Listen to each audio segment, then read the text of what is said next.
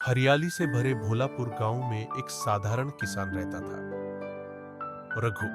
रघु का घर मिट्टी का बना था। छप्पर की छत थी और बरामदे में एक नीम का पेड़ था, जिसके नीचे वह अक्सर अपनी मां के साथ बैठा करता था। रघु की मां कमला देवी बहुत स्नेहमयी और धर्मपरायण महिला थी। वह कहती थी, बेटा, गरीब होना बुरा नहीं, लेकिन आलसी होना पाप है। रघु अपनी मां की बातों को हमेशा मानता था, लेकिन वक्त का पहिया घूमता गया। उसके पिता का देहांत हुआ, खेतों में फसल कम होने लगी और गरीबी बढ़ती गई। रघु ने तय किया कि वह शहर जाकर काम करेगा और मां के लिए एक पक्का घर बनाएगा। कमला देवी की आंखों में आंसू थे, लेकिन उन्होंने बेटे का माथा चूमा और कहा, जा बेटा, पर अपने संस्कार कभी मत भूलना। रघु शहर पहुंचा। ऊंची ऊंची इमारतें, भीड़, हॉर्न और हर चेहरे पर जल्दी। वह एक निर्माण स्थल पर मजदूर बन गया। दिन भर धूप में काम करता, रात को छोटे कमरे में सो जाता। हर महीने वह थोड़ा थोड़ा पैसा मां को भेजता। मां हर बार चिट्ठी लिखती, बेटा, मैं ठीक हूं, भगवान तुम्हारी मेहनत का फल जरूर देगा।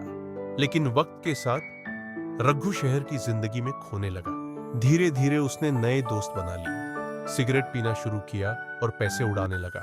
एक दिन उसे मां की चिट्ठी मिली, बेटा, घर आजा, तेरा नीम का पेड़ अब सूखने लगा है। रघु ने चिट्ठी रख दी और कहा, फुर्सत मिलते ही कम ही मिलती जाऊंगा। भोलापुर में कमला देवी अब बूढ़ी हो चुकी थी। खेतों में काम करने की ताकत नहीं रही। गांव वाले उनकी मदद करते,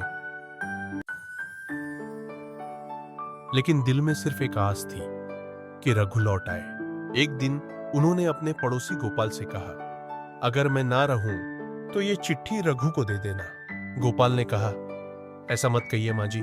पर कमला मुस्कुरा दी। हर मां अपनी आखिरी चिट्ठी पहले ही लिख देती है। शहर में रघु अब ठेकेदार बन चुका था। पैसे, गाड़ी, सब कुछ था, पर सुकून नहीं। एक दिन उसे गांव से एक खबर मिली, तुम्हारी मां नहीं रही। उसके हाथ से मोबाइल गिर गया। दिल जोर से धड़कने लगा। वह दौड़ता हुआ गांव पहुंचा। घर की चौखट पर कदम रखते ही उसे सन्नाटा महसूस हुआ।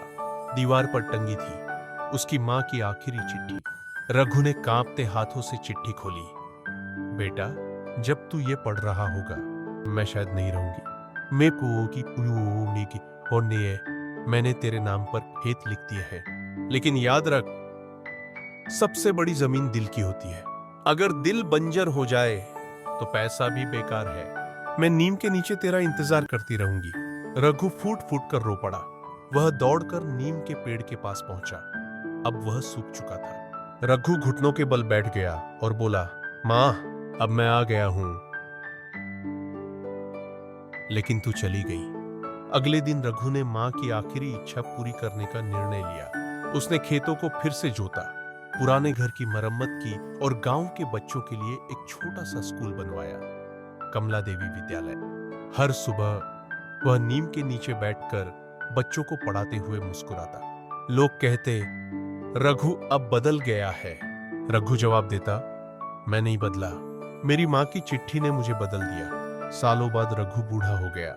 गांव में जब भी कोई बच्चा स्कूल जाता तो नीम के पेड़ के नीचे रघु को देख मुस्कुराता। कई बार लोग पूछते, रघु काका, आप रोज यहां क्यों बैठते हैं? वह आसमान की ओर देखता और कहता, यहीं तो मेरी मां रहती है, इस नीम की छांव में। नीम का पेड़ अब फिर से हरा हो चुका था। पत्ते हवा में झूम रहे थे, जैसे मां मुस्कुरा रही हो। सीख, मां कभी नहीं जाती, वो बस अपनी चिट्ठियां हवा में छोड़ जाती है, ताकि बेटा याद रखे कि असली दौलत मां का आशीर्वाद है।